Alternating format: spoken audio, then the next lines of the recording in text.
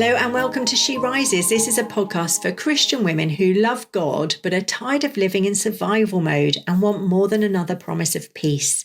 Here we explore foundations, identity and biblical worldview, learning how to rebuild wisely so our lives and homes are shaped by truth rather than reaction and steadiness rather than strain. I'm Johanne and I'm so glad you're here. Now, over the past few weeks, we've looked at what happens when pressure reveals unstable footing. We've named survival patterns, examined reactivity, and distinguished intensity from maturity. We've reminded ourselves that God rebuilds patiently and that being exposed is not the same as being condemned. Today, I want to bring this somewhere practical, not dramatic or overwhelming, simply deliberate. If storms reveal structure, then strengthening structure must be intentional. Foundations do not reinforce themselves. So I want to offer you 3 places to begin, not everywhere, just somewhere. Number 1, strengthen what forms your thinking. The first reinforcement is this: examine what is forming your inner narrative. When pressure comes, what voice rises first? Is it fear? Is it self-protection or urgency? Is it the need to be right? Or is it truth? Maturity grows when truth is rehearsed before the storm arrives. That means returning to scripture, not merely for comfort, but for alignment. It means allowing Christ's words to shape how you interpret events, not simply how you feel about them. If you regularly absorb cultural urgency, scrolling, reacting, consuming opinions, and rarely sit quietly with scripture long enough for it to challenge you, your footing will reflect that imbalance. Reinforcing this foundation may be as simple as choosing one passage and lingering with it daily, not for information, but for formation. Ask yourself, how does this reshape the way I respond under pressure? Ground that cannot be shaken is not discovered accidentally, it's cultivated. Number 2, strengthen your pause. The second reinforcement is learning to pause.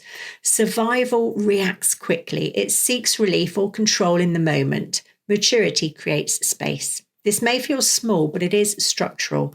The pause between feeling and response is where steadiness is built. When a child speaks sharply, when a disagreement begins, when a criticism lands, that pause allows you to ask, what is obedience here, rather than how do I protect myself?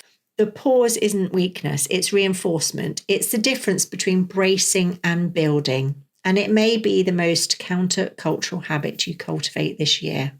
Number 3, strengthen your tolerance for discomfort. The third reinforcement is this: allow discomfort without rushing to eliminate it. Much of survival mode is driven by the desire to remove tension quickly. We overfunction so others don't struggle. We avoid conflict so peace appears intact. We escalate so our position feels secure.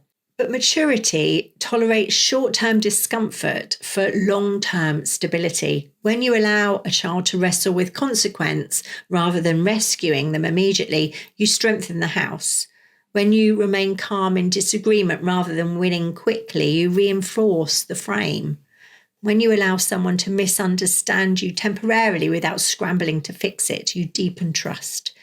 These aren't grand gestures, they're quiet structural choices, and over time they will change everything. Now, Jesus did not promise lives without storms. He promised that hearing and practicing his words would produce something that remains standing. Hebrews speaks of a kingdom that cannot be shaken. That is the vision for your inner life, not perfection, not constant calm, but durability. A woman who is not easily rattled, a mother who doesn't react at every gust of wind, a wife who doesn't brace at every disagreement, a Christian whose convictions are anchored, not adrenaline driven. That kind of steadiness is not personality, it's formation, and it's available to you. Now, if this series has shown you where your footing feels unstable and you're ready to reinforce it properly, Rise and Restore is the next deliberate step. It's not an emotional reset, it's a structured formation. We walk through identity, thought patterns, obedience, and alignment in a way that strengthens foundations rather than merely improving surface behavior. And if you want to move from recognising survival to building steadiness, I'd encourage you not to leave this insight unacted upon. The details are in the show notes, along with the podcast code for 25% off. Steadiness grows where intention follows revelation. Now, this week's gentle nudge is to choose one of these 3 reinforcements we've covered this week: truth, pause, or discomfort, and practice it deliberately. Don't attempt all 3 at once. Strengthen one beam at a time. Now, this series has been about moving from survival to steadiness, not by redecorating your life differently, but by reinforcing what holds. As we move forward on She Rises, that theme will continue quietly beneath everything that we do. Until next time, live steadily, think deeply, and keep building wisely.